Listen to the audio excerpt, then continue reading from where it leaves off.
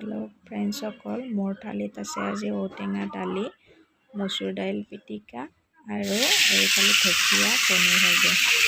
এতিয়া চাওকচোন মই কেনেদৰে বনাই আছোঁ ভিডিঅ'তে। মচুৰ দাইলখিনি বইল বনাই আছোঁ, গোটা মচুৰ দাইল হয় এইখিনি।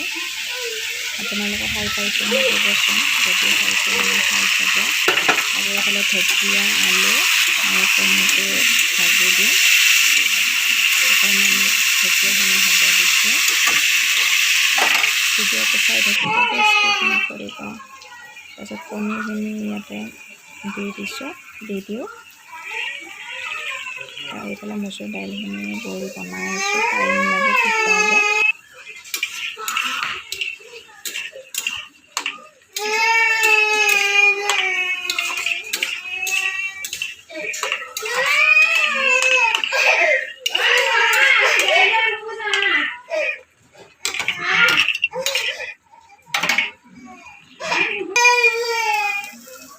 এতিয়া এইখিনি ৰেডি হৈ গ'ল।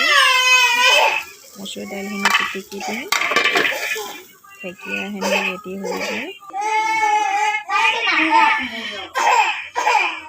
এইখিনি এতিয়া গিলাচেৰে পিচি দিছোঁ। তাৰপিছত পিঁয়াজ জলকীয়া কাটি দিছোঁ, নিমখ দিছোঁ, তেল দিছোঁ। এতিয়া সানি দিছোঁ, পিটিকা কৰি দিছোঁ। তাৰপিছত আজিলৈ হৈ